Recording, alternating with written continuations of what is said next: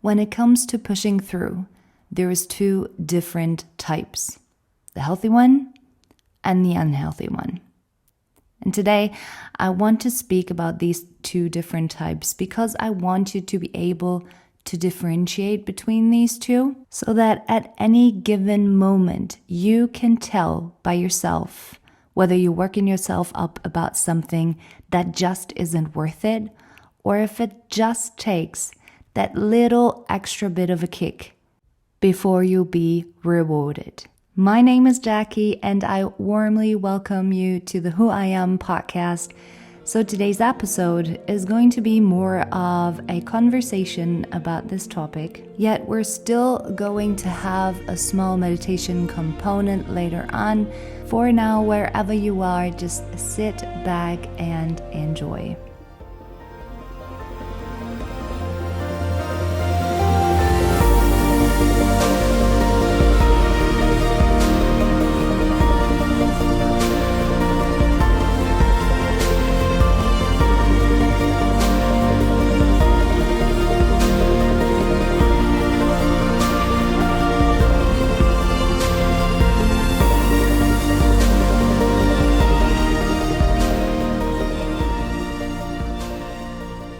The feeling of having to push through comes in so many different ways. And let me tell you, it is usually quite conscious. We sometimes even use it as affirmations, telling ourselves, I'm just going to push through this one thing and then I'll allow myself the rest that I need. What's rather unconscious about it is the path that comes before. All the things that we take in before even developing that feeling of having to push through. And that part is what's usually subconscious. So at first, it takes a bit of times in which we load above our limits. A time in which we also feel that quite a lot is going on right now. The first results, the first signs are usually exhaustion. We feel tired and an increased need of sleep. And the worst thing that we can do to ourselves is not allowing ourselves that pause. But sometimes, there's just not the space for it. And that's okay, because us as humans, we have the capability of pushing through at times. I'll get to that in a bit. So what happens when we're not allowing ourselves the space of rest after a time of exceeded overload? We're actually lying to ourselves because we tell to our brain, I'm pushing through that one thing and then afterwards I get to rest. But as you probably know, then there's just the next thing around the corner and the next thing. And so we continue on and on and on. It's kind of like taking a deep breath in until your lungs are full. And instead of the following exhale, you just take another deep inhale and another deep inhale and another inhale. And then these inhales become smaller, of less volume, because you just can't take much more before you haven't exhaled. You've expanded your lungs to the max, so you're kind of trying to store that extra air in other parts of your body. But even these parts are full at some point. Perhaps this is a great moment to take a deep breath in through your nose and then just exhale fully. I believe it's so important to talk about this topic because in today's society where everything is just fast-pacing and we're trying to improve and to grow every single day, overloading happens so much quicker, and we barely get the time to turn inward and to rest, to align ourselves with us and nature around us, to breathe, and to follow that concept Italians have known for so long, la dolce fa niente, the beauty of doing nothing. Whether you are a mom, a dad with a part-time or full-time job on the side, a student, a traveler, a manager, a business owner, someone who's just started their first job, someone who's caring about their elderly parents. And most likely, you're not just one of these. You're many of them combined. In our life, we take on so many roles. Now, let me say up front that I have so many episodes on my podcast that can help you to pause or even decrease the load and drop some of them. But that's not what this episode today is about. In life, there are simply moments where pushing through is inevitable. So let's start looking at the unhealthy type. The buildup of an overload can be based on just one of your roles or even multiple ones. So say your career is really important and you're trying to level up. So perhaps it is necessary to take on that extra bit of projects to, prove that you deserve that promotion. So you tell yourself, I'm just gonna push through the next 3 months in which I need to prove that, and then I have the outlook of being promoted after those 3 months. And then once you've got the promotion, you can rest, you can take some time to recover from this extra bit of load that you took on.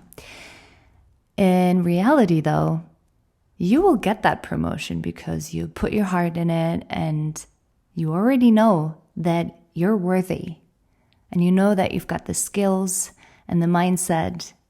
So you get that promotion after those 3 months. A little bit of exhausted, but genuinely happy that you made it. You're stepping into your new role as whatever manager or position that you've worked toward. And what happens then? You can just relax and sit back and let everyone do their job. You have new responsibility. And so with that, you want to prove that now that you've stepped into this position, you're going to change everything. You're going to rock it. And so you continue and probably load on another extra bit of work. And that continues on and on in a cycle. Because we want to grow. We want to evolve. We don't want to be the same person 1 year from now. And I'm not telling you that part is the unhealthy part. It is natural and positive to have the ambition to grow and evolve. It is one of my greatest values too. The part that's unhealthy and what differentiates between the unhealthy and the healthy pushing through is that you have to ask yourself, what am I doing it for? Your reason why you're doing it is fundamental to differentiate between unhealthy and healthy overload, between unhealthy and healthy pushing through. Being aware and conscious about your why is giving you purpose. And so in that case, it often is actually necessary and a must to push yourself, because that journey isn't always going to be glorious, but you're doing it for a reason. At the same time, you're still going to need pauses, you're still going to need recovery, but A, you will endure so much longer, and B, it'll give you the capacity of finding solutions so much easier. Being in a hamster wheel of not knowing what you're running for will create burnout for sure. Now, based on that, I would like to invite you for a little check-in. Make sure to rise from whatever position you're in right now to sit tall and straight, perhaps in a cross-legged seat. Close your eyes to turn inward. Think about whatever it is that you're running for. Imagine yourself in your day-to-day life, your thoughts, your actions, your emotions. What are you working toward? Why is it so important for you to work towards that?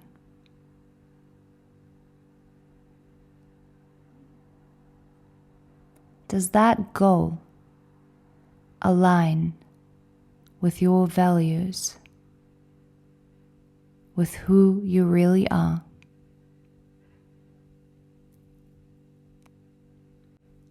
Can you only just be happy once you've reached it? Or can you also enjoy the journey there?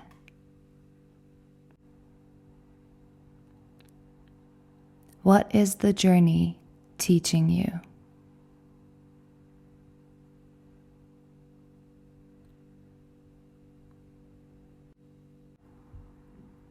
What do you feel like getting up in the morning? Do you feel anxious and restless? Or do you feel excited and charged in the morning?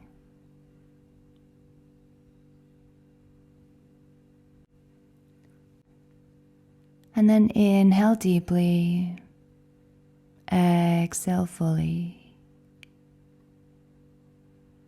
Slowly open your eyes again, clear your vision, and maybe shake off whatever is storing in your body right now. Just shake your hands, shake your body, loosen everything. Thank you so much for listening today. I hope it gave you insight and the ability to connect with yourself. If you feel the need to talk or you'd like to create change after listening to this episode and you would like some help with that, please reach out. I am always here for you. I send you all my love and light. And I can't wait to welcome you back here for our next meditation.